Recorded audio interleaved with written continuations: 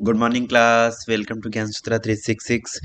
तो भाई हम लास्ट क्लास में हमने जो फ्रॉइड एंड ब्रूनर की थ्योरी थी उन की जो उनका जो थ्योरी पार्ट था, थ्योरीज का जो थ्योरी पार्ट था वो हमने कंप्लीट कर लिया था। अभी टाइम है किस चीज़ का, हमारे प्रैक्टिस करने का टाइम है। तो now we are talking about जो हमारे प्रीवियस ईयर क्वेश्चंस हैं, उनके बेसिस पे हम जितने भी क्वेश्चंस हैं उनको अभी हम डील करने वाले हैं। जो प्रीवियस डिफरेंट डिफरेंट एग्जाम्स में जो क्वेश्चंस पूछे गए हैं उनको देखते हुए कि ये दो थ्योरी कितनी इंपॉर्टेंट है इन चीज़ का। और इसमें जो मॉर्निंग में जो मैंने आपको जो चीज़ें बताई थी, जो यस्टरडे मॉर्निंग मैंने आपको जो चीज़ें बताई थी, उन सब में से हर एक पॉइंट कितना इंपॉर्टेंट है उसका जो ये पीआई की सीरीज करेंगे उसमें आपको अंदाजा हो जाएगा। तो सबसे पहले ज़्यादा टाइम वेस्ट ना करते हुए स्टार्ट करते हैं। तो भाई ये एक स्पेशल बैच है जो ऑलरेडी अगर आप देख रहे हो तो ये वीडियो देख रहे हो तो आपको पता है कि जो ज्ञान सूत्रा 366 है उस चैनल पे स्पेशल बैच ये यूट्यूब पे जो फ्री बैच है वो स्टार्ट हो रखा है। उसके साथ साथ ये जो भाई अगर आपको किसी भी टाइप के कोई भी डाउट हो तो आप यहाँ पे मुझे डाउट सेक्शन में आप डाउट पूछ सकते हैं। जो टेलीग्राम चैनल है इसको आप ज्वाइन कर लो। उसके साथ साथ अगर अभी तक आपने चैनल सब्सक्राइब नहीं किया है तो जल्दी से जाके सब्सक्राइब करो और ज़्यादा से ज़्यादा जितनी ज़्यादा हो उसे शेयर करो कि जिनको नीड है, जो कि पेड बैच नहीं खरीद सकते, वो इस फ्री बैच से यहाँ से पढ़ सकते हैं। उसके बाद में अगर आपको क्लास पीडीएफ चाहिए तो आप यहाँ पे मैसेज कर सकते हो। बाकी अगर आपको किसी वैकेंसी से रिलेटेड, चाहे वो आपकी जो आर्मी पब्लिक स्कूल से रिलेटेड हो या अदर जो प्राइवेट स्कूल्स हैं, जो कि जैसे डीएवी स्कूल्स होगी या फिर जो डीपीएस वगैरह, उनकी अगर आपको वैकेंसीज उनसे रिलेटेड, अगर दिल्ली एनसीआर की अगर किसी वैकेंसी से रिलेटेड आप देख रहे हो तो भी आपको इस चैनल पे अपडेटेड मिल जाएगी। ठीक है भाई। तो अभी आगे बढ़ते हैं। तो देखो फर्स्ट क्वेश्चन है हमारा, अकॉर्डिंग टू जोम्स Bruner the curriculum should be organise in a spiral manner so that. तो देखो जब भी आप किसी भी क्वेश्चन को करते हो, पेडागोजी के कुछ रूल्स है। एक तो आपको स्टार्टिंग में कोई भी क्वेश्चन को जब अटेम्प्ट करते हो तो इसमें जो चार ऑप्शन दिए गए हैं, ये आपको एलिमिनेशन से एलिमिनेट करके सारे ऑप्शंस को आपको अच्छे से रीड करके उसके बाद में सही आंसर आपको टिक करना है। ये नहीं है कि अगर फर्स्ट ऑप्शन में ऑप्शन नंबर ए में अगर आपको राइट आंसर दिख रहा है तो बी सी डी अगर आप उसे इग्नोर नहीं कर सकते। अगर आपने थोड़ा सा टाइम सेव करने के चक्कर में अगर आपने इसे इग्नोर कर दिया तो अगर आप किसी दूसरे कॉम्पिटिटिव एग्जाम्स की तैयारी कर रहे हो अगर अदर देन सीटेट, तो जिनमें नेगेटिव मार्किंग है वहां पे 1.25 मार्क्स अगर आप लूज कर दोगे, 1 marks for the question number और 25 फॉर नेगेटिव मार्किंग। बट अगर आप सीटेट का एग्जाम या फिर जो किसी भी टेट एग्जाम की आप तैयारी कर रहे हो तो उस टाइम पे आपका 1 मार्क्स डिडक्ट हो जाएगा और वो भी वो मार्क्स डिडक्ट होगा जो क्वेश्चन आपको आता हुआ होगा। तो आपको जल्दी नहीं करनी, मोस्ट अप्रोप्रिएट जो आंसर है वो सिलेक्ट करना है। तो अभी इसको पढ़ते हैं। तो मॉर्निंग में हमने किस चीज के बारे में, जैसे स्पाइरल कैरिकुलम के बारे में पढ़ा था, तो स्पाइरल कैरिकुलम से रिलेटेड जो भी चीजें हमसे पूछी गई है according to James Bruner the curriculum should be organise in the spiral so that, तो उसे हम कैसे देखते हैं, student can learn at their own pace. तो भाई स्पाइरल कैरिकुलम में ऐसे ओन पेस की मतलब स्टूडेंट अपने अकॉर्डिंग की जिस उसका जो मेंटल लेवल है उसके अकॉर्डिंग सीखे, तो उस चीज की बात यहाँ पे नहीं हुई। तो ये ऑप्शन हमारा एलिमिनेट हो जाता है। A student can be compensate for the early losses, तो उसकी भी अर्ली लॉसेस की भी हमारी कोई भी बात नहीं हुई। तो उस चीज से जो स्पाइरल कैरिकुलम के बारे में जो हमने बात करी थी मॉर्निंग में, किस चीज की, कि जो हमारा सिंपल से कॉम्प्लेक्स प्रोसेस होता जाता है, कि स्टार्टिंग में हम कौन सी सिंपल टर्म्स पे काम करते हैं, जो हमारी सिंपल टर्म्स होती हैं, सिंपल टर्म्स हम लर्न करते हैं। उसके बाद हम बढ़ते हैं आगे किसकी, कॉम्प्लेक्स की तरफ। ठीक है। उसके बाद में a student continuously build upon vote they have already learn, कि ये क्या बात कर रहा है कि कॉन्टिन्यूसली, कि लगातार बढ़ता रहता है आगे की तरफ, कि जो उसने ऑलरेडी सीखा है उससे आगे कंटिन्यूअसली, मतलब इन्होंने पहले सिंपल, हमने मॉर्निंग में देखा था कि 6 क्लास में लाइट चैप्टर का इंट्रोडक्शन होता है, उसके बाद में हम 12th तक ग्रेजुएशन लेवल तक पढ़ते हैं ऑप्टिक्स के नाम तक। तो जो स्टार्टिंग में हमने लाइट पढ़ी, लाइट तो वही है ना, बट उसका जो प्रोसेस है वो डिफिकल्ट होता जाता है, मतलब उसका जो कॉम्प्लेक्स प्रोसेस होता जाता है। तो जो हमारा सी ऑप्शन है ये यहाँ पे करेक्ट होगा, बट हमें डी भी पढ़ना है, teacher can be cover the syllabus quickly. तो ये इससे यहाँ पे कोई रिलेवेंस नहीं है स्पाइरल कैरिकुलम से। तो जो हमारा ऑप्शन नंबर सी है वो करेक्ट आंसर है। ठीक है। नेक्स्ट में सी, कि student continuously build upon the what they have already learn, कि जो ब्रूनर्स का spiral curriculum based on the idea of the complex idea that can be taught at the simple simplified level first then the revisited is the more complex level later. This allow student to build on the previous knowledge, reinforce and deepening their understanding, कि अपनी understanding को उन्हें increase करने के साथ साथ जो कि क्या है कि प्रीवियस नॉलेज पे बेसिस उस नॉलेज को और आगे बढ़ाने के लिए। नेक्स्ट क्वेश्चन है, in the Bruner's theory the stage where a child learn about the world through actions on the physical objects and the outcome of these actions is known as. तो देखो हमने स्टार्टिंग में देखो इसमें से एक चीज को हम डायरेक्टली एलिमिनेट कर सकते हैं कि ब्रूनर्स ने 3 स्टेज के बारे में बताया था, तो उसमें आइकोनिक के बारे में भी हमने पढ़ा, इनेक्टिव के बारे में भी हमने पढ़ा, सिंबॉलिक के बारे में भी हमने पढ़ा। अब बात आती है किसकी, सेंसरी स्टेज। सेंसरी स्टेज किसकी, जो हमारी प्याजे ने सेंसरी स्टेजेस के बारे में बात किया था, जिसका एज ग्रुप 0 से 2 ईयर होता है। ठीक है, प्याजे की बात हुई थी, तो ये हमारा पहले एलिमिनेट हो गया। उसके बाद में हमारी बात किसकी हो रही है, फिजिकल ऑब्जेक्ट्स की बात हो रही है। फिजिकल ऑब्जेक्ट्स जिसमें हमने बात करी थी किस चीज की, लर्निंग बाय डूइंग, कि किसी चीज को एक्टिवली कंस्ट्रक्ट करना, कि उसको करके सीखना, तो उस चीज की बात हो रही थी। तो आइकॉनिक में ने हमने किस चीज की बात करी थी, आइकॉनिक में हमने किसकी बात, इमेज की बात करी थी। तो यहाँ पे इमेज की कोई बात नहीं हो रही, तो आइकॉनिक हमारा आंसर नहीं होगा। इनेक्टिव में हमने किस चीज की बात करी थी, जो कि लर्निंग बाय डूइंग और फिजिकल ऑब्जेक्ट्स की बात करी थी, तो इनेक्टिव हमारा ऑप्शन हो जाएगा सबसे पहले। सिंबॉलिक के अंदर हमने बात करी थी कि विजुअल के साथ साथ हमारी किसकी, लैंग्वेज,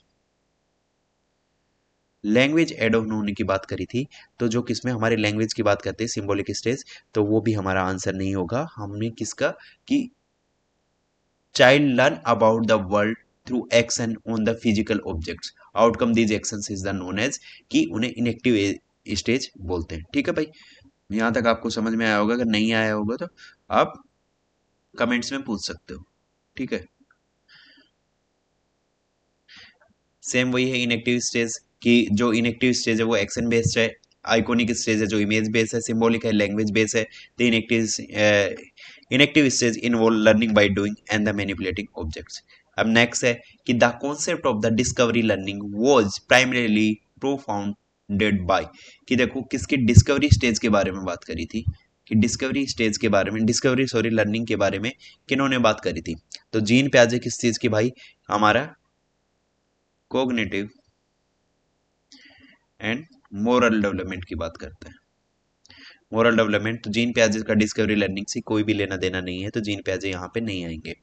ऑल्सो डिस्कवरी लर्निंग का इनका कोई लेना देना नहीं है, बट उस चीज के बेस में अगर कंस्ट्रक्टिव लर्निंग के बारे में बात आएगी तो जीन प्याजे आएंगे, क्योंकि इन्होंने भी लर्निंग बाय डूइंग की बात करी थी। लेव वाइगोस की किस चीज की भाई, जो इन्होंने सोशियो कल्चर थ्योरी के बारे में बताया था, जिसके बारे में Z zone of proximal development, more knowledgeable other, scaffolding और स्कैफ फोल्डिंग, इन सब चीजों के बारे में इन्होंने बताया था कि जो भी बच्चा नॉलेज कंस्ट्रक्ट करता है वो कहाँ से, अपनी सोसाइटी से इंटरेक्ट करके, जो अपना उसका आसपास का प्रिवेश है उससे इंटरेक्ट करके सीखता है, तो उसकी भी नहीं होगी। डिस्कवरी लर्निंग की मॉर्निंग में हमने पढ़ा था किससे ने, जेम्स जो ब्रूनर है उन्होंने बात करी थी, और जॉन डेवी क्या है कि कंस्ट्रक्टिव नॉलेज की बात करते हैं, जो एक्टिव नॉलेज की बात करते हैं, तो जॉन डेवी भी यहाँ नहीं होंगे। यहाँ पे बात किसकी हो रही है, डिस्कवरी लर्निंग की। डिस्कवरी लर्निंग के कॉन्सेप्ट के बारे में सबसे पहले किसने, ब्रूनर जी ने बताया था कि the strong profound of the discovery learning where the student learn through the own exploration and discovery of the concept, where पियाजे and Dewey also emphasis active learning, the term is the most closely associated with Bruner, Vygotsky emphasis social interaction and scaffolding. तो ठीक है, जो already हमने discuss कर चुके हैं। Next question क्या है कि देखो भाई हर एक क्वेश्चन को आपने देखा होगा कि देखो ये आर्ट के पेपर में आया हुआ है, किसमें, एच टेट में। जो इससे प्रीवियस क्वेश्चन था वो किसकी था, previous question D triple S B का है। तो ऐसे आपको हर एक जो भी क्वेश्चन आएगा वो किसी न किसी एग्जाम में आया हुआ मिलेगा, पीवाईक्यू बेस्ड क्वेश्चन है सारे के सारे। According to Bruner which of the following note, देखो एक ये टर्म भी आपको ध्यान रखना है, नोट वाले टर्म्स एच टेट की फेवरेट है, एच स्टेट एग्जाम की फेवरेट टर्म्स हैं। एच स्टेट में नोट के क्वेश्चन अगर 30 आउट ऑफ आपको 11 से 12 क्वेश्चन नोट के दिख जाएंगे, 30 में से 11 से 12 क्वेश्चन आपको नोट वाले दिखेंगे किसके अंदर, एच स्टेट एग्जाम के अंदर। ठीक है, तो उसके बारे में note the benefit discovery learning, कि डिस्कवरी लर्निंग के आपने जो भी मॉर्निंग में पढ़ा था, डिस्कवरी लर्निंग के बारे में जो चीजें करेक्ट नहीं है उस चीज के बारे में हमें देखना है, ठीक है। इट इंक्रीज इंटेलेक्चुअल पोटेंसी, बिल्कुल सही बात है, तो ये भी है। It shift from the extrinsic to intrinsic rewards, ये भी बिल्कुल सही है कि बाहरी चीजों से लेके आंतरिक रिवॉर्ड्स के बेसिस पे उन पे काम करती है। समथिंग न्यू, जो हमने किसके एक्सप्लोरेशन की बात करता है, फाइंड आउट जो इनोवेटिव वे होता है, मल्टीपल वेज की बात करता है, उन सब चीजें। It ensure all student learn at the same speed. देखो ये जो वर्ड है, अगर ये सेम का मतलब क्या होता है, यूनिफॉर्म, कि सभी एक सेम स्पीड से, सभी बच्चे सेम स्पीड से सीखते हैं, नहीं भाई, हर एक में इंडिविजुअल डिफरेंसेस होते हैं। ये अपने खुद से लगा लो कि दो बच्चे एक साथ बैठ के पढ़ रहे हैं, किसी को 10 मिनट में चीज याद होती है, तो किसी को एक ही कॉन्सेप्ट को समझने में हाफ एन आवर लग सकता है, एक और 1 आवर के समथिंग लग सकता है। तो हर एक इंडिविजुअल अपने आप में क्या होता है, यूनिक, और यूनिक होता है तो उसे हम सेम स्पीड से वो लर्न नहीं कर सकता। हर एक स्टूडेंट्स की जो लर्निंग की क्या होती है, स्पीड होती है, वो डिफरेंट होती है, जो पेस होता है, स्पीड होती है, वो डिफरेंट होती है। तो यहाँ पे ये चीज गलत लिखी हुई है। It's help to learning the heuristic of discovery, कि मतलब समथिंग न्यू फाइंड आउट की बात कर रहा है, कि डिस्कवरी की एक्सपेरिमेंट के थ्रू उन सब चीजों की बात कर रहा है, कि discovery learning is the student centered and therefore student will discover and learn different paces, it does not aim to uniform speed। ठीक है भाई। उसके बाद में रीट का जो है लेवल 2 का एक क्वेश्चन है 2022 का, कि Bruner's theory the term scaffolding refer. Scaffolding में, जो ब्रूनर्स की थ्योरी में स्कैफोल्डिंग टर्म हमने इसमें भी देखा था, वाइगोस्की में भी देखा था, बट क्लोजली एसोसिएटेड, जो क्या बोलते हैं, स्कैफोल्डिंग का मतलब वही है, पर जो अगर आपको स्कैफोल्डिंग वर्ड देके पूछा जाए कि किससे एसोसिएटेड है, तो आपको वाइगोस्की, लेव वाइगोस्की, वहां पे आपको करेक्ट करके आना है। कि परमानेंट सपोर्ट, तो जो हमने किस चीज के बारे में पढ़ा था, स्कैफोल्डिंग में किसके, एक टेम्परेरी सपोर्ट के बारे में पढ़ा था। A process of providing temporary support to a child to achieve a task, तो बिल्कुल सही बात है। A the assessment of the child prior knowledge, assessment की कोई बात नहीं होती। The arrangement of the physical classroom, इस चीज की भी कोई बात नहीं हुई। कि देखो टेम्परेरी सपोर्ट है, कि मैंने मॉर्निंग में आपको एक चीज एग्जांपल से बताया था, कि अगर आपको किसी भी चीज पे, जैसे आपको एक ये आपकी छत है, ये रूफ है, आपको छत के ऊपर जाना है, तो आपको एक टेम्परेरी, अगर यहाँ पे आपको कुछ नहीं है, ये आपका पूरा मकान है, और आपको अगर जाना है तो ये, या तो आप रोप से जाओगे, ये भी क्या है, एक टेम्परेरी, आपको यहाँ पे अगर कोई इंडिविजुअल खड़ा है, अगर उसे ऊपर जाना है, तो या तो रोप से जाएगा या सीढ़ी से जाएगा। तो वो क्या है, ये जो इसको यहाँ से और ऊपर ले जाने का पूरा प्रोसेस है, ये क्या है, टेम्परेरी सपोर्ट है, जो कि ये बीच में, जब तक कि ये यहाँ से और यहाँ नहीं पहुंच जाता, अपने लो लेवल से लेके, कि मतलब ग्राउंड लेवल से लेके, और ये छत तक नहीं पहुंच जाता, तब तक का ये क्या है, कि एक स्टेज है, जो कि एक टेम्परेरी हेल्प करती है, सीखने में हेल्प करती है। कि जब हम किसी चीज में न्यू होते हैं, न्यू होने के बाद में जब तक हम उसमें मास्टरी हासिल नहीं कर लेते, जो सपोर्ट हमें मिलती है, जैसे हम कौन से अपने, जो अपने एक्चुअल लेवल से हम अपने पोटेंशियल लेवल तक जाते हैं, कि हम राइट नाउ अगर हमें किसी चीज के, जो हम एक्चुअल लेवल पे हैं, और किसी की हेल्प से, और ये टेम्परेरी सपोर्ट कौन देता है हमें, MKO। MKO means more knowledgeable other, जो हमने उस टाइम पे पढ़ा था, कि जो हमसे ज्यादा जानता है, उसमें एज का कोई डिफरेंस नहीं होता, बस एक्सपीरियंस का होता है और नॉलेज का होता है, ठीक है। कि all the term scaffolding by the coin by the Wood, ये चीज भी आपको याद रखने भाई इंपॉर्टेंट है। Bruner incorporate into his theory, it describe the temporary support provided by a teacher और more capable peers, that is the gradually remove by the learner become the competent. कि जब वो कॉम्पिटेंट हो जाता था, वो टेम्परेरी सपोर्ट रिमूव कर ली जाती है, उसी प्रोसेस को हम क्या बोलते हैं, जो स्कैफोल्डिंग बोलते हैं। According to Freud, the part of the personality that operate on the reality principle, तो ठीक है। इन्होंने, हमने क्या, कि जब हम किस चीज की, फ्रॉइड की जब थ्योरी पढ़ रहे थे, फ्रॉइड को क्या बोलते हैं, फादर ऑफ, इंपॉर्टेंट है भाई, ये याद कर लेना, father of psycho analytical theory, psycho analytical theory, और साइको सेक्सुअल थ्योरी का फादर इसे बोलते हैं, ठीक है भाई। तो ये दोनों टर्म्स आपको याद रखने हैं। तो इसके अंदर देखो ऑपरेट रियलिटी प्रिंसिपल के बारे में बात करता है। हमने 3 प्रिंसिपल्स के बारे में बात की थी, तो उनमें से जो कौन कौन सी, एक id, ego, super ego, libido है, ये एक सेक्सुअल एनर्जी की बात करते हैं, तो वो वहां पे हो जाएगी, क्या हो जाएगी, जो क्या किस चीज पे बात करते हैं, लिबिडो सेक्सुअल एनर्जी की बात करते हैं, जो कि प्लेजर प्रिंसिपल पे बेसिस होती है, तो वो यहाँ पे अभी रियलिटी प्रिंसिपल की बात कर रहा है, तो लिबिडो यहाँ पे बाहर हो जाएगी। देखो अब हमारे पास जो 3 टर्म बचती हैं उन पे देखते हैं कि जो रियलिटी प्रिंसिपल पे बात करती है। रियलिटी प्रिंसिपल के लिए मैंने बताया था आपको ईगो, ईगो ईगो का मतलब होता है बैलेंस प्रिंसिपल, बैलेंस अप्रोच, ठीक है। ये इमेजिनेशन है, ये कौन सी, ये मोरल, मोरल प्रिंसिपल पे काम करती है, ठीक है। तो मोरल के ऊपर कैसे काम करती है कि देखो हमने 3 चीजों के बारे में बात करे थे, प्लेजर प्रिंसिपल या इमेजिनेशन प्रिंसिपल हम इसे बोल सकते हैं, ईड को, ईगो, ईगो किस चीज पे, रियलिटी प्रिंसिपल पे बात करता है, और जो सुपर ईगो मोरलिटी प्रिंसिपल पे बात करता है। हमने एक एग्जांपल दिया था मॉर्निंग में कि प्लेजर प्रिंसिपल पे जो ईड में, कि जब बच्चा छोटी स्टेज पे होता है, मतलब छोटी एज में होता है, तो बच्चा क्या है कि वो जब किसी चीज की जिद कर लेता है कि I want chocolate right now, तो उसे नहीं, किसी चीज का अंदाजा नहीं होता, कि वो बाहर चीजों पे नहीं सोच सकता कि वो किस कंडीशन में है। रात को 2 बजे भी वो बोल देगा कि मुझे चॉकलेट चाहिए, तो उसे पता है, उसे इस चीज का कोई भी अंदाजा नहीं है। उसे प्लेजर प्रिंसिपल का मतलब है कि उसे अभी क्रेविंग हुई है चॉकलेट खाने की, तो उसे जो चॉकलेट चाहिए, रात को 2 बज रहे हैं, 3 बज रहे हैं, उसे कोई मतलब नहीं है कि अभी दुकान खुली हुई होंगी नहीं होंगी, वो कौन सा रिमोट एरिया में रह रहा है, अर्बन एरिया में रह रहा है, चॉकलेट इतनी रात को चॉकलेट आएगी कहाँ से, उस चीज को उसको बिल्कुल अंदाजा नहीं है। तो वो किस पे, जो उसको क्रेविंग हुई है वो उसे चीज चाहिए, ठीक है। दूसरा, बच्चे के अंदर रियलिटी प्रिंसिपल का मतलब होता है कि बैलेंस अप्रोच होती है, कि बच्चे की क्रेविंग हुई है, उसने बोला कि मुझे चॉकलेट चाहिए, अगर चॉकलेट अवेलेबल है तो उसे मिल जाएगी, अगर नहीं अवेलेबल है तो भी उसे कोई दिक्कत नहीं है, वो आराम से रह जाएगा। सुपर ईगो में होगा कि अगर रात को 2 बजे उसे पता है कि किसी चीज के लिए, तो वो अगर उसे कोई चॉकलेट ऑफर भी करेगा तो वो उस चीज को डिनाई कर देगा। डिनाई किसमें, मोरलिटी प्रिंसिपल का मतलब है कि I am on the diet, कि मैं अभी ये नहीं खा रहा या नहीं खा रही, तो वो क्या है कि अपनी ईगो को, अपने ईगो को क्या कर रहा है, satisfy.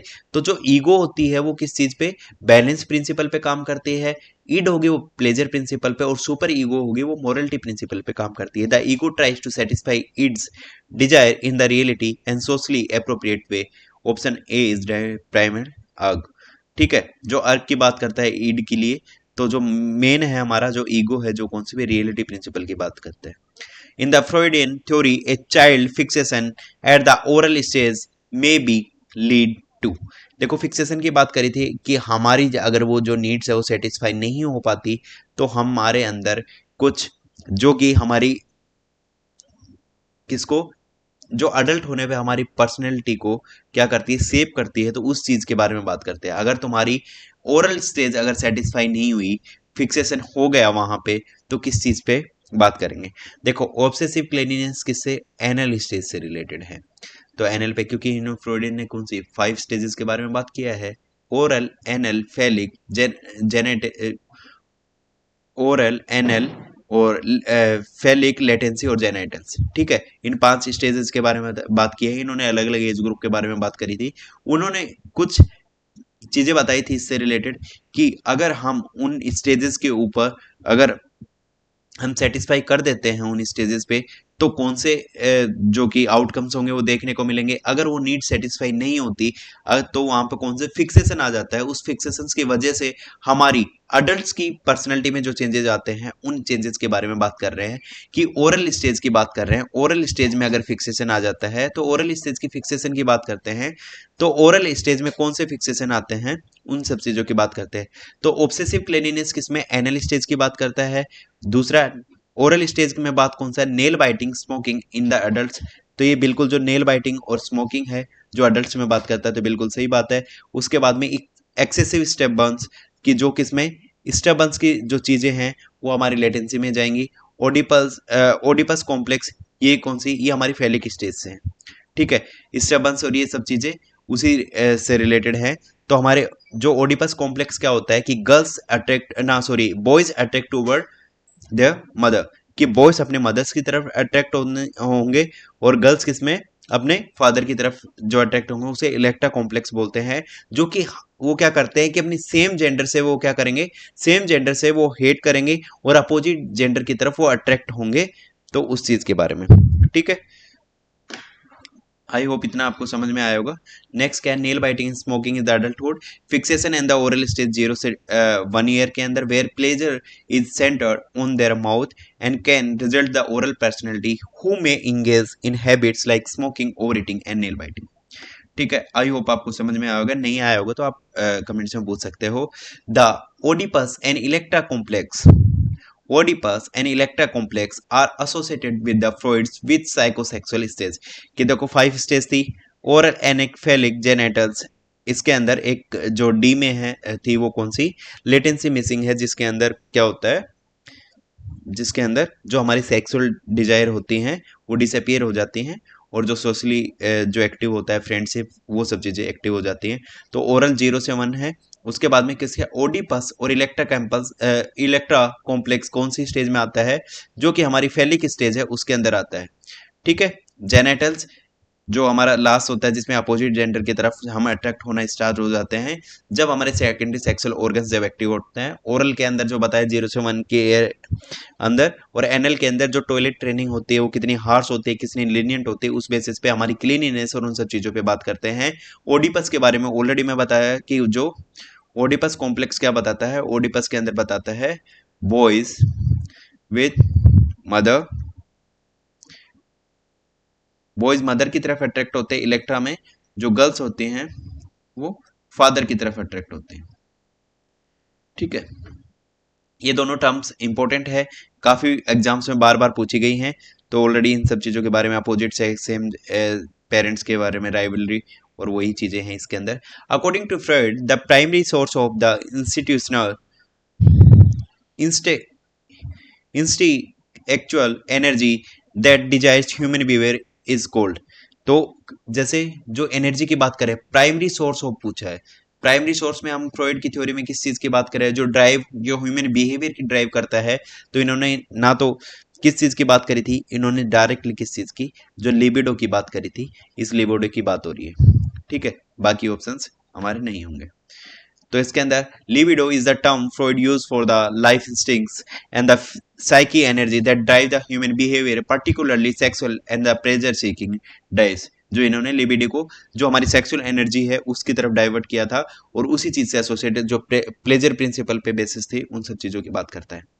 A teacher find a student excessively perfectionist and rigid, देखो perfectionist and rigid from the Freudian perspective this could be result of the fixation at the, कि कौन सी स्टेज के फिक्सेशन पे, कि बच्चा कौन सी एक्सेसिवली परफेक्शनिस्ट के मतलब ऑर्गेनाइज होगा और क्लीनिनेस पे सबसे ज्यादा ध्यान देगा, रिजिड होगा, वो कौन सी स्टेज होगी उस चीज के बारे में बात करते हैं कि फ्रॉइडियन पर्सपेक्टिव से।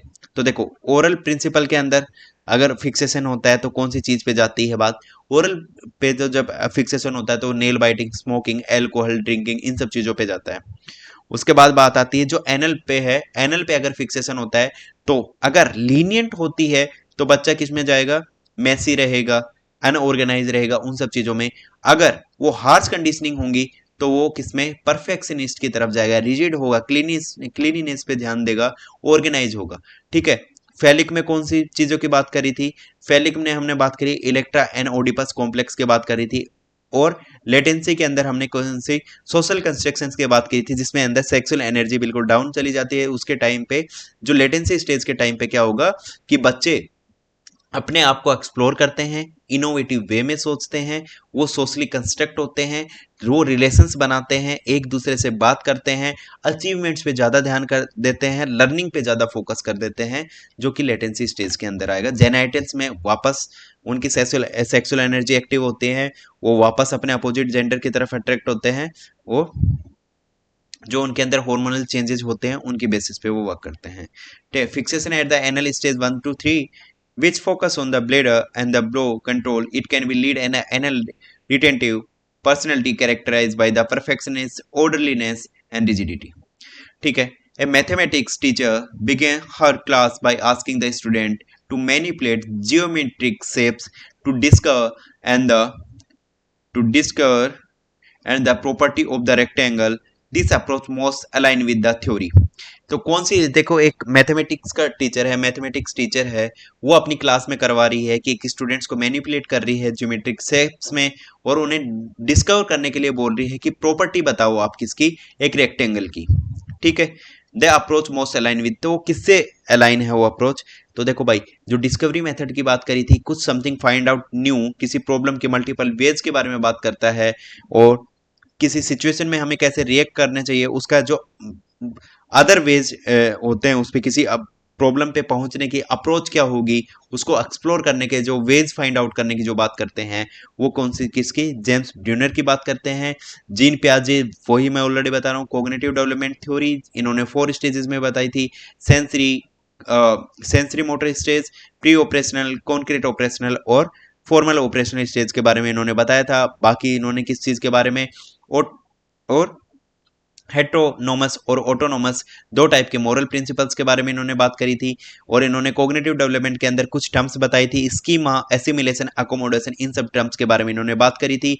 उसके बाद में जो हमारे लेव वाइगोस की, इन्होंने कैसे सोशो कल्चर साइकोलॉजिस्ट हैं ये, और इन्होंने किसकी, किस जब हम सोसाइटी से इंटरेक्ट करते हैं, सोसाइटी से इंटरेक्ट जब हम करते हैं, तो हमारी लर्निंग्स वहीं से स्टार्ट हो जाती है। थॉट एंड लैंग्वेज के बारे में बताया था कि स्टार्टिंग के 3 इयर्स में थॉट एंड लैंग्वेज दोनों क्या होते हैं, पैरेलल जाते हैं, उसके बाद में मर्ज हो जाते हैं। बीएफ स्किनर हैं, बीएफ स्किनर क्या है कि एक बिहेवियरिस्ट हैं, और उन्होंने क्या कि सीखने के लिए, जो इन्होंने किसके बारे में, बीएफ स्किनर हैं, इन्होंने ऑपरेंट कंडीशनिंग के थ्रू, जो आगे चल के हम कौन से लर्निंग थ्योरीज के अंदर पढ़ने वाले हैं बीएफ स्किनर का, तो ना तो जीन पियाजे होंगे, ना लेव वाइगोस के होंगे, ना बीएफ स्किनर, यहाँ पे कौन से, जेम्स ब्रूनर होंगे इसका। ठीक है, उसके बाद में ये ऑलरेडी मैंने बता दिया इनसे रिलेटेड जो भी चीजें हैं। The a 16-year-old student is confused about his career path and the feels pressurized by his parents to choose field of he dislikes according to direction he facing the crisis। तो देखो भाई, ये एक out of syllabus, वैसे तुम्हारे syllabus के अंदर ही है, बट अभी तक हमने इसे कवर नहीं किया है। एरिक एरिक्सन की थ्योरी है, इसके अंदर जो इसे हम कॉमन सेंस से भी कर सकते हैं इस क्वेश्चन को। देखो, एक 16 साल का बच्चा है, वो कंफ्यूज है अपने कैरियर पाथ को चॉइस करने के लिए, बट उसके पेरेंट्स उसे प्रेशराइज कर रहे हैं कि वो जो उसको पसंद नहीं है उस फील्ड को चूज करने के लिए, तो वो कौन सा क्राइसिस फील कर रहा है। इन्होंने देखो अपनी 8 स्टेजेस में बताया था कि कैसे किस किस टाइप की स्टेजेस होती हैं, तो उसमें तो देखो, अगर हम अपने चॉइस के अलावा अगर हम कोई दूसरी फील्ड अगर चूज करने के लिए हमें प्रेशराइज कर जा रहा है, तो वो कौन से में, देखो एक तो आइडेंटिटी होती है, बाकी स्टेज नहीं है इसके अंदर। सबसे पहले आइडेंटिटी एंड रोल कंफ्यूजन की बात हो रही है। आइडेंटिटी का मतलब हर एक इंडिविजुअल, 16 साल का बच्चा, वो क्या होता है, उसमें से एक्सेल से कैरेक्टरिस्टिक्स ऑलरेडी डेवलप हो चुके होते हैं। वो जो स्ट्रेस एंड स्टॉर्म के एज में होता है, उसके अंदर बच्चा क्या होता है कि एक इमेजिनेटिव ऑडियंस के रूप में काम करता है, कि उसे लगता है कि सब लोग उसे ही देख रहे हैं। उस एज ग्रुप में वो अपनी एक खुद की आइडेंटिटी बिल्ड करना चाहता है कि, और उसके बाद में जो करियर पाथ में उसे जो चीजें आती हैं, तो करियर पाथ वो अपने आप को आगे फ्यूचर में किस रोल में देखना चाहता है, तो जिस रोल में आज वो सब्जेक्ट चॉइस करेगा, जिसमें स्ट्रीम चूज करेगा, वो उसका क्या करेगा कि उसका फ्यूचर का रोल डिसाइड करेगा। कि एक बच्चे को इंजीनियर बनना है तो वो मैथमेटिक्स लेगा, एक बच्चे को डॉक्टर बनना है तो वो कौन सा, जो क्या बोलते हैं इसमें, अपना बायोलॉजी लेगा। उसके बाद में मेडिकल के लाइन में जाएगा। एक बच्चे को अगर सीए बनना है तो वो कॉमर्स की लाइन में जाएगा। एक बच्चे को अगर आईएएस ऑफिसर या किसी कॉम्पिटिटिव एग्जाम्स की तैयारी करनी है तो वो आर्ट्स की तरफ जाएगा। तो एक बच्चे को अपना खुद का रोल, कि उसे सिविल सर्वेंट बनना है, उसे डॉक्टर बनना है, इंजीनियर बनना है, उसे सीए बनना है, या फिर उसे आईपीएस ऑफिसर बनना, कुछ भी बनना है, तो वो अपने अकॉर्डिंग अपना जो क्या है करियर पाथ चूज करेगा। अगर उसे फोर्स किया जा रहा है किसी के थ्रू, तो वो कौन सा, उसके आइडेंटिटी वर्सेस रोल कंफ्यूजन पे वाली स्टेज में आएगा। ठीक है, ये अलग अलग एज ग्रुप के साथ साथ होंगे। और ठीक है, उसके बाद में आइडेंटिटी वर्सेस रोल कंफ्यूजन हो गया। Adolescence is struggling with the is a sense of the self and the future roles which is the core conflicts of the identity versus role confusion. The other stage pretending to different age group and conflicts. ठीक है, which of the following sequence is the Brunner's model and representation in the correct developmental order, कि Brunner के correct developmental order की बात करते हैं तो सबसे पहले inactive, symbolic, inactive, iconic and symbolic, ये तीन स्टेज के बाद इनेक्टिव में जो फिजिकल ऑब्जेक्ट्स के बेसिस पे, आइकॉनिक इमेज पे, सिंबॉलिक में लैंग्वेज के बेसिस पे। तो अगर आपको सबका अगर पैटर्न भी याद नहीं है तो सबसे पहले आपको इनेक्टिव पता है, इनेक्टिव जहां जहां नहीं है उनको काट दो आप, ठीक है। लास्ट में आपको पता है सिंबॉलिक आएगा, सिंबॉलिक लास्ट में जहां नहीं है वो काट दो, ठीक है। बच गया कौन सा, इनेक्टिव, आइकॉनिक, सिंबॉलिक, ठीक है, इजीली हो गया। कई बार जरूरी नहीं है कि सब चीजें आपको पता हो उसी चीज पे, ठीक है। A teacher use a story to introduce a complex concept, कि एक टीचर स्टोरी यूज करता है कि एक कॉम्प्लेक्स कॉन्सेप्ट को समझाने के लिए। ही शो द डायग्राम, कि वो डायग्राम भी दिखाती है। उसके बाद में and finally use mathematical symbols to explain it.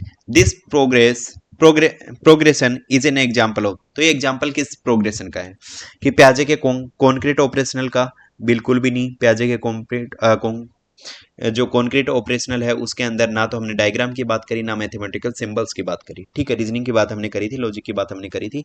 Vygotsky में सोशल इंटरेक्शन की बात हो रही थी, मोर नॉलेजेबल अदर की हमने कोई बात करी, ना सोशल इंटरेक्शन की बात करी, ना सोसाइटी की बात हो रही है इस क्वेश्चन में, तो वो नहीं होगा। अब हमारे पास बच गए कौन सा, कि ब्रूनर्स मोड ऑफ रिप्रेजेंटेशन और इसका स्पाइरल कैरिकुलम। स्पाइरल कैरिकुलम में क्या है कि सिंपल से कॉम्प्लेक्स की तरफ जाते हैं, सिंपल से कॉम्प्लेक्स की तरफ जाते हैं। तो इन्होंने क्या स्टोरी इंट्रोड्यूस करी कॉम्प्लेक्स कॉन्सेप्ट को समझाने के लिए, पहले डायग्राम बताया, फिर मैथमेटिक्स सिंबल्स की तरफ आया। तो वो कौन सा, कि मोड ऑफ रिप्रेजेंटेशन के बेसिस पे इन्होंने समझाया, ठीक है। तो मोड ऑफ रिप्रेजेंटेशन के बेसिस पे इन्होंने बताया कि teacher moving from the symbolic language story to the iconic diagram and to the symbolic again mathematical symbol, while he show the progression its direct application of using different mode of representation, not necessary revisiting the same topic at the deeper level spiral curriculum। तो spiral curriculum की बात होती तो वो कि revisit की बात करता, बट यहाँ रिविजिट की बात नहीं हो रही। तो हमारा ऑप्शन नंबर डी, जो किसके मोड ऑफ रिप्रेजेंटेशन की बात कर रहा है, कि सबसे पहले हमने किस पे डायग्राम्स की बात करी, उसके बाद में जो स्टोरी टेलिंग में सबसे पहले लैंग्वेज और स्टोरी की बात करी, फिर डायग्राम की बात करी हमने आइकॉनिक के बेसिस पे, और फिर वापस सिंबॉलिक पे आ गए हम कौन से, मैथमेटिकल सिंबल्स के बाद में। According to Freud the defence mechanism where a person redirect their unacceptable urges on the safer target in known as. तो देखो क्या होता है कि जो डिफेंस मैकेनिज्म होते हैं, डिफेंस मैकेनिज्म में क्या होता है कि जब जब हमने कोई गलती कर देते हैं, उस गलती में हमें कैसे रिएक्ट करते हैं उस गलती से बचने के लिए, तो उन सब चीज़ों की बात करते हैं। तो इन्होंने सबसे पहले किस चीज़ की बात करी है, कि किस चीज़ की, अनएक्सेप्टेबल अर्ग्स को रीडायरेक्ट दे रहे unacceptable urges on to safer target to known as repression. एक एग्जाम्पल बताता हूँ मैं आपको। एग्जाम्पल में आप क्या कर रहे हो कि एक बंदा है, आप एज ए टीचर ही लगा लो, कि आप स्कूल में गए, तो वहां पे आपको प्रिंसिपल ने डांट दिया, प्रिंसिपल ने आपको डांट दिया एज ए प्रिंसिपल, आप एज ए टीचर वर्क कर रहे हो, वहां पे आपको प्रिंसिपल ने डांट दिया। तो आपकी इतनी हिम्मत तो नहीं है कि आप प्रिंसिपल को, अगर आपकी गलती भी है, गलती के ऊपर भी डाल दिया, तो आप प्रिंसिपल को वापस सुना दो, नहीं है ना। उसके बाद में क्या करोगे, उसके बाद में आप अपना इजी टारगेट, जो सेफ टारगेट, जो आपसे जो छोटा होगा, उसको जाके आप हायरार्की में जा सकते हो, या फिर आप उसका गुस्सा किस पे उतार सकते हो, जो सेफर टारगेट आपके लिए होगा। या तो आपके घर पे जाके पेरेंट्स कुछ काम बोल रहे हैं, तो आप बोल दो कि स्कूल में भी ऐसे करवाते हैं, यहाँ भी ऐसे करवा रहे हो, मुझे तो आराम ही नहीं करने देते, वो सब चीज़ें। या आपके छोटे बहन भाई है, उन्होंने कोई गलती कर दी, वहीं पे उन पे आप बरसना स्टार्ट हो गए। तो वो क्या है, आपके लिए सेफर टारगेट है, कि वो आपको, आप उन पे अपना जो गुस्सा है वो उतार सकते हैं। तो वो क्या होगा कि आपने जो प्रिंसिपल था, प्रिंसिपल से, और आप अपने जो कि पेरेंट्स पे, प्रिंसिपल टू पेरेंट्स, आपने वो गुस्सा उतार दिया। तो आपने क्या है, प्रिंसिपल का गुस्सा पेरेंट्स पे उतार दिया, तो क्या किया आपने, सेफर टारगेट की तरफ चूज किया, यहाँ की चीज यहाँ पे आपने प्लेस कर दी। और इस प्लेसमेंट को क्या बोलते हैं, डिस्प्लेसमेंट, कि यहाँ का गुस्सा आपने यहाँ उतार दिया, ठीक है। इस क्वेश्चन का तो आंसर हमें मिल गया। उसके बाद में कुछ चीजें होती हैं, जैसे और कोई भी होते हैं, कि उस टाइम पे आप क्या करोगे, कि अपनी गलतियों को दूसरे के ऊपर थोप दो, जो प्रोजेक्शन के अंदर आता है। रिग्रेशन का मतलब रिप्रेशन के अंदर, कि अपनी गलतियों को दबा देना। रिग्रेशन का मतलब कि आप क्या करोगे कि चीजों को, आपको क्या करना है कि आप बच्चे की तरह बिहेव करने लग जाओ, या फिर जैसे आपने कोई गलती कर दी, आप बड़े हो और बच्चे की तरह जैसे आप तुतला के बोलने लग जाओ कि मैंने तो ये किया ही नहीं। तो वो सब चीजें हैं कि वो कि आप अपने जो एज ग्रुप है छोटे, आप अपने बचपन वाली स्टेज में चले जाओ, तो वो आप क्यूट बन के थोड़ा सा उस गलती को थोड़ा सा लाइट कर दो, तो वो वाली चीजें हैं, ठीक है। The displacement involve the shifting sexual and the aggressive impulse to more acceptable or the less threatening target, being the angry at the boss but shouting at your spouse. ठीक है, आई होप यहाँ तक समझ में आया होगा। In an elementary classroom a teacher provide hints and promote to help the student solve the puzzles. क्या कर रहा है? Promote the hints, help to students solve the puzzle. As a students get better, the teacher gradually remove the help, कि वो जैसे students better होते जा रहे हैं वो रिमूव क्या कर रहा है? हेल्प को हटा रहा है। This instruction the strategy based on the concept of often link to the work of. तो आपको दो चीज समझ में आ गई होंगे यहाँ पे, एक हेल्प प्रोवाइड कर रहा है, उसके बाद में ग्रेजुअली धीरे धीरे जब बच्चा बेटर होता जा रहा है तो उस हेल्प को टीचर रिमूव करता जा रहा है। तो इससे आपको एक चीज तो समझ में आ गई होगी कि ये बात किसकी हो रही है? स्कैफ फोल्डिंग की बात हो रही है। स्कैफ फोल्डिंग की बात हो रही है, तो जिसमें स्कैफ फोल्डिंग नहीं है वो ऑप्शन आप कट कर सकते हो। स्कैप फोल्डिंग, और स्कैप फोल्डिंग के बारे में किसने? वाइगोस्की ने, जिसने जोन ऑफ प्रोक्सिमल डेवलपमेंट के बारे में बताया था कि वो जोन जहां पे आप टेम्परेरी हेल्प प्रोवाइड करते हो उस जोन को बोलते हैं।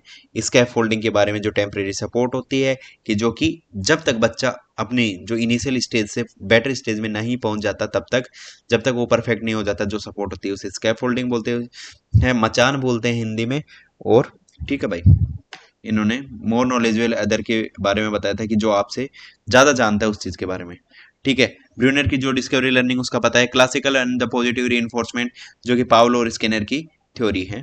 ठीक है भाई, उसके बाद में with psychosexual stage according to Freud is a period of the relative calm and dormant sexual feeling, कि जिसके अंदर आपकी सेक्सुअल फीलिंग क्या हो जाती है? दब जाती हैं, खत्म हो जाती हैं, जो एक सुप्त अवस्था में चली जाती हैं, कि मतलब इनएक्टिव स्टेज। डोरमेंट का मतलब होता है इनएक्टिव, कि मतलब एक्टिव नहीं होती उस टाइम पे। ओरल के अंदर भी होती हैं, तो ये भी ऑप्शन नहीं है। एनएल के अंदर भी होते हैं, फेलिक के अंदर भी होते हैं, लेटेंसी के अंदर, जब हम कौन से हमारी सोशल इंटरेक्शन पे और उन सब चीज़ों पे फोकस करते हैं उस टाइम की बात हो रही है। जो कि क्या है? This latency stage 6 year to puberty, it's a period where sexual urges are suppressed and the psychologically energy focus on the social and intellectual skills. To other stages are the characterized active focus and erosion zones. ठीक है भाई, Brunner's theory emphasizes that learning is an active process in which learners are shaped by the environmental reinforcement, constructs new idea based on their current past knowledge, passively receive information from the environment, go through the fixed stage to cognitive development. तो क्या है भाई कि environment को देखो, किसके बारे में बात कर रहे हैं यहाँ पे? Actively process with in which learner, कि एक्टिवली प्रोसेस हम किस चीज में कर सकते हैं।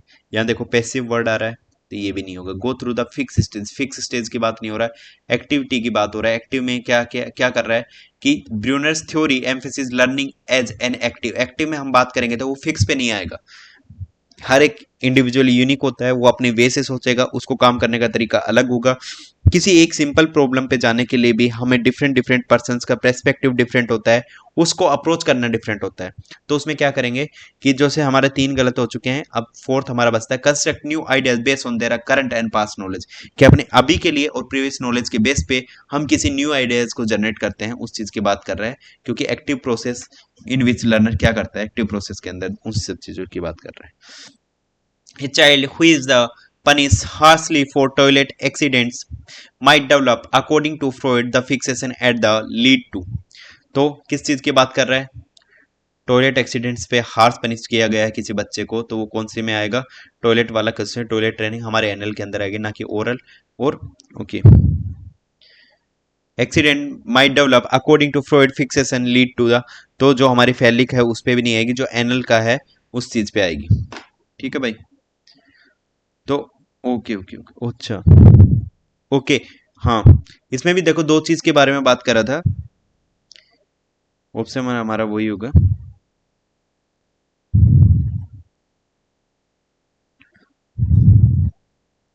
देखो, जो ए और बी वाला, ए ऑप्शन तो हमारा ऑलरेडी रॉन्ग है ही, जो हमारा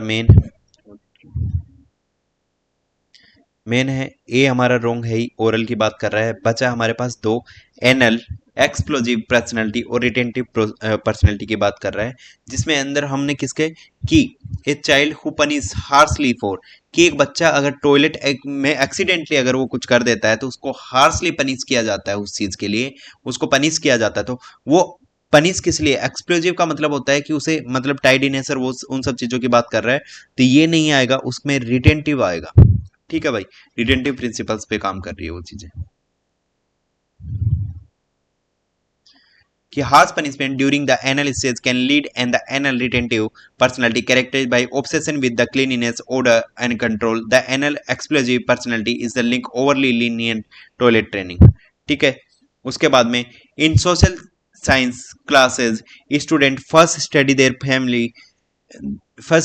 family, then their neighborhood, then their state, and the finally their country. The curriculum design reflects कि देखो पहले किसकी बात कर रहा है, अपने जो सोशल क्लासरूम की बात कर रहा है, फर्स्ट फैमिली की बात कर रहा है, उसके बाद में अपने जो आसपास के पड़ोस की बात, नेबरहुड की बात कर रहा है, उसके बाद स्टेट की, फिर कंट्री की बात कर रहा है।